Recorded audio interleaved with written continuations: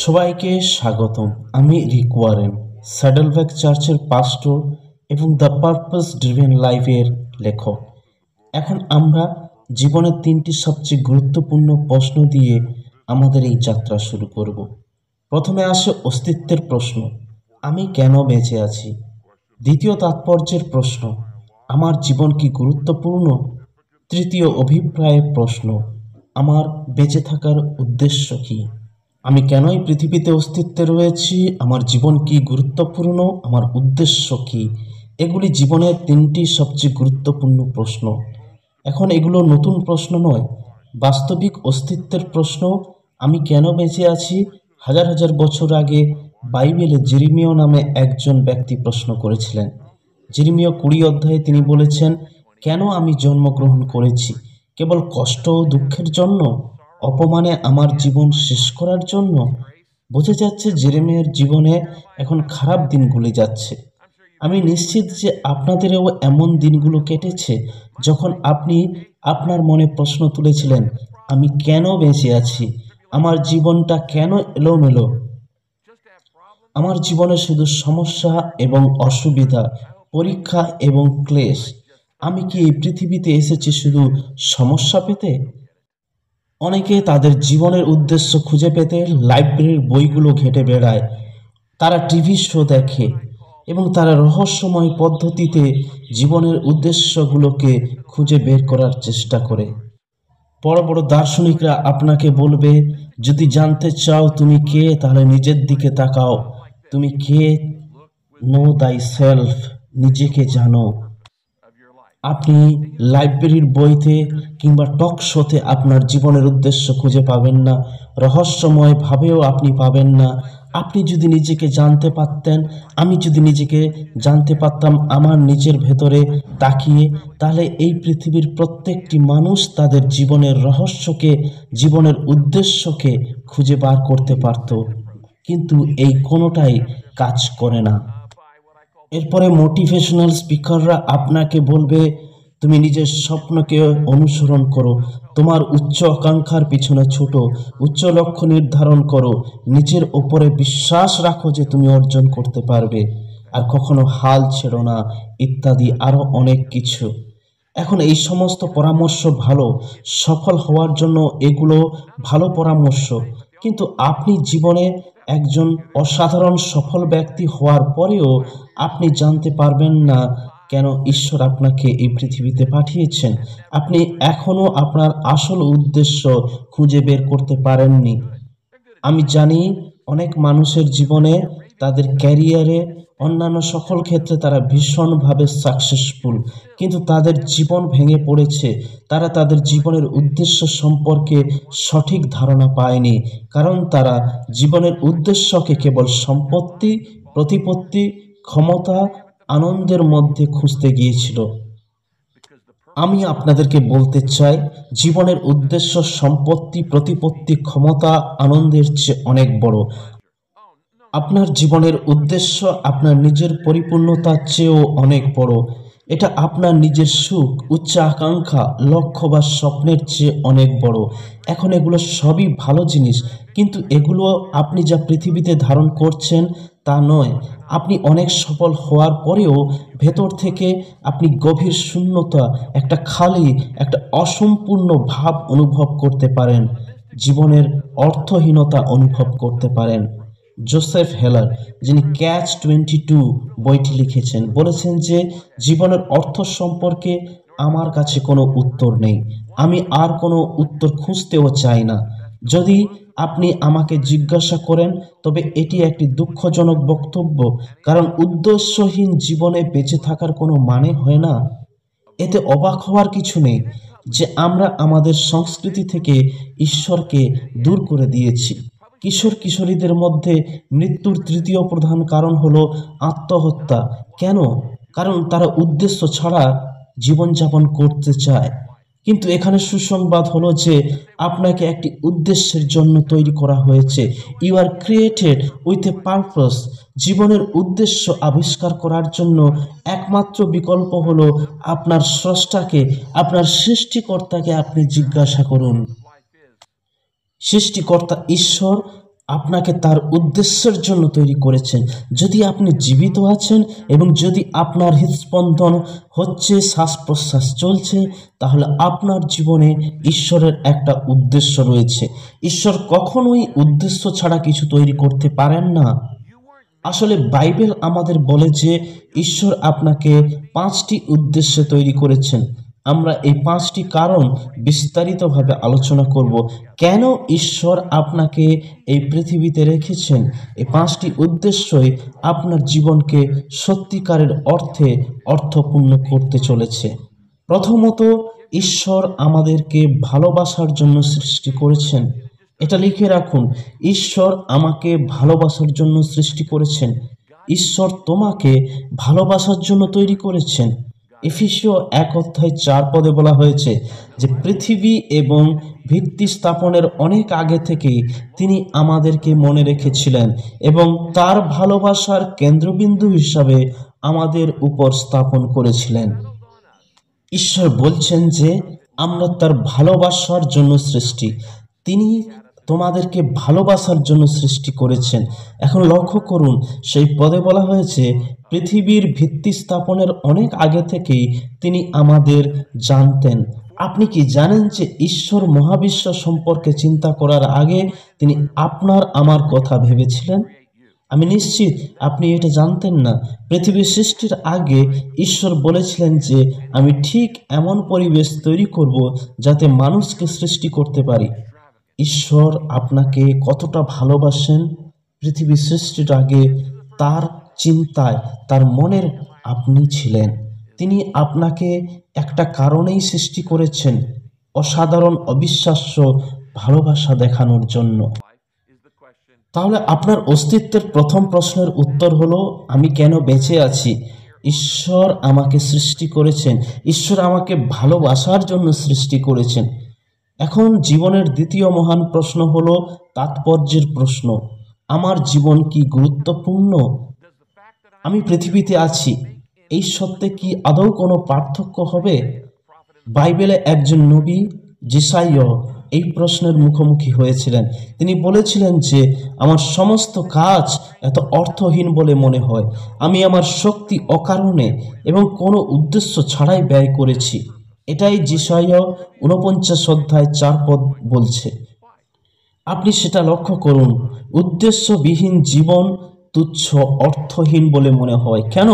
কারণ আপনি আর আমি অর্থপূর্ণ জীবনের জন্য তৈরি। বেঁচে থাকার অর্থ থাকতে হবে, আশা রাখার জন্য আমাদের জীবনের উদ্দেশ্য থাকতে হবে, মোকাবেলা করার জন্য আমাদের আশা থাকতে হবে। এখন বেঁচে থাকার তাৎপর্য অনেক বেশি গুরুত্বপূর্ণ এবং মর্যাদা বা সাফল্যের চেয়েও অনেক বেশি। আপনার জীবনের গুরুত্ব আপনার পথ, আনন্দ, ক্ষমতা, প্রতিপত্তির চেয়েও অনেক বেশি। এই জিনিসগুলি কোনোটাই স্থায়ী হবে না।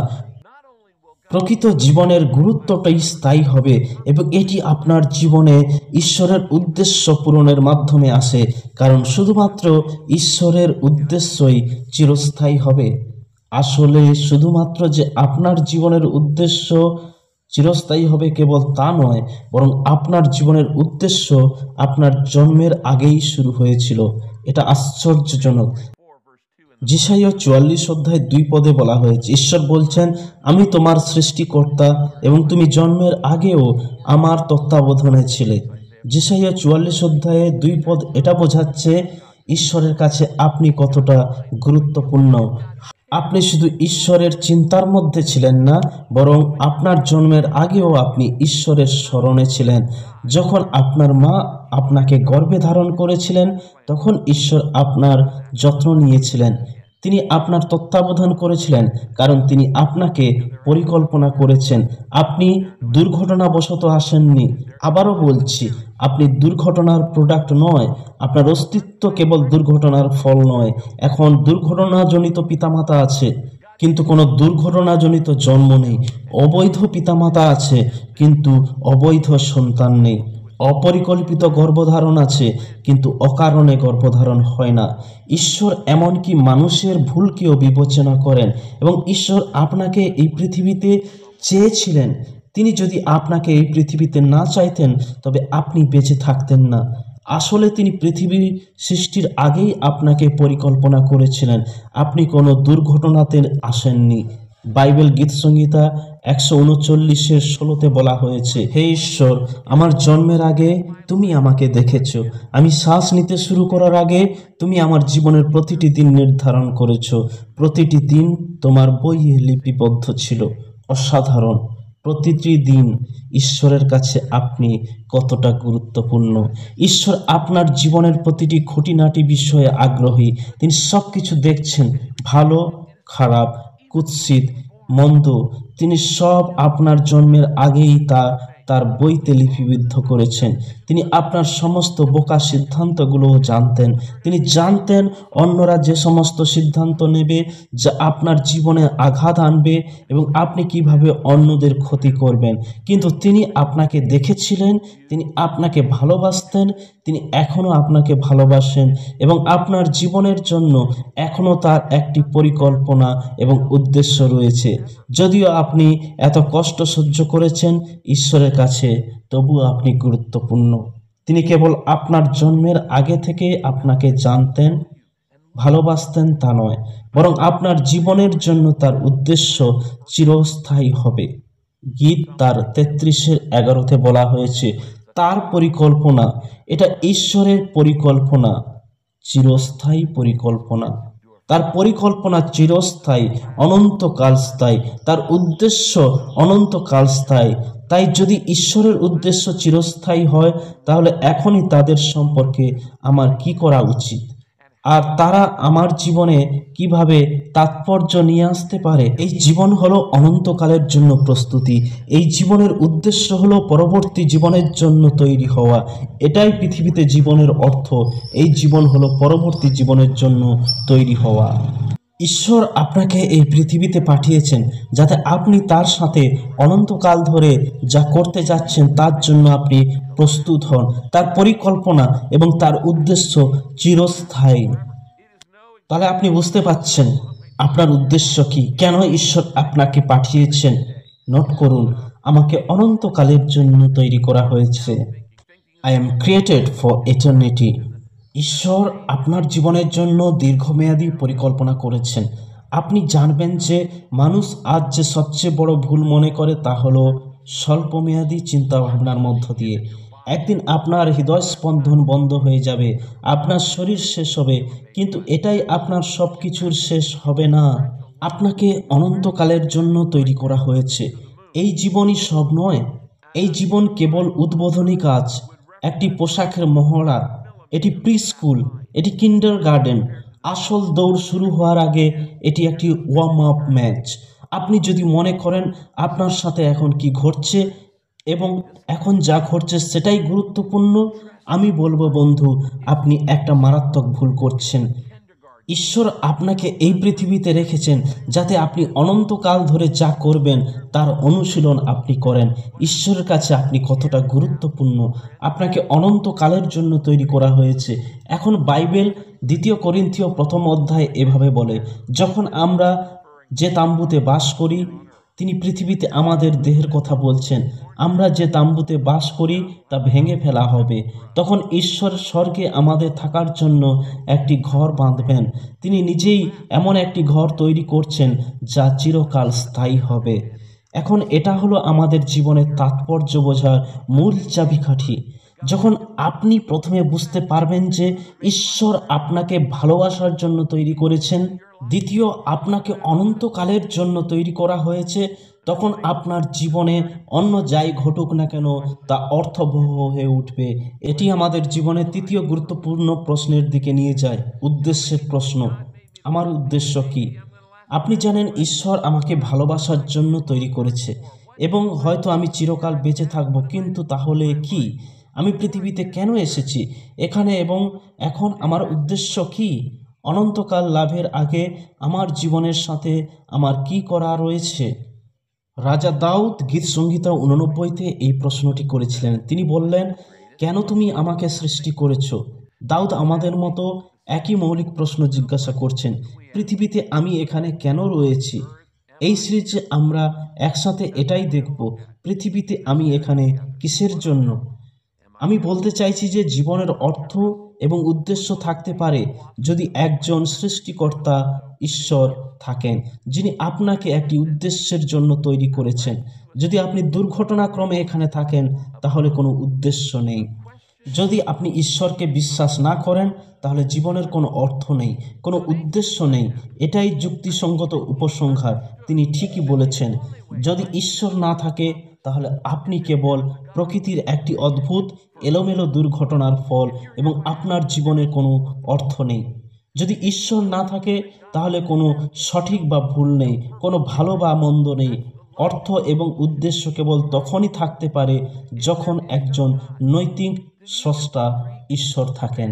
তাই আপনাকে আপনার জীবনের উদ্দেশ্য জানার জন্য আপনার স্রষ্টার কাছে যেতে হবে, আর আমরা সেটাই করব।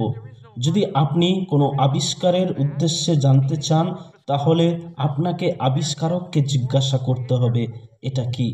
সেমিনার অ্যাটেন্ড করে, বই পড়ে, জ্যোতিষশাস্ত্র পড়ে আপনি আপনার জীবনের উদ্দেশ্য আবিষ্কার করতে পারবেন না। দার্শনিক শাস্ত্র পড়েও আপনি আপনার জীবনের উদ্দেশ্য বের করতে পারবেন না, কারণ তারা কেবল অনুমান করছে। আপনার জীবনের উদ্দেশ্য জানার জন্য একমাত্র উপায় হচ্ছে আপনার সৃষ্টিকর্তাকে জিজ্ঞাসা করা, যিনি আপনাকে সৃষ্টি করেছেন।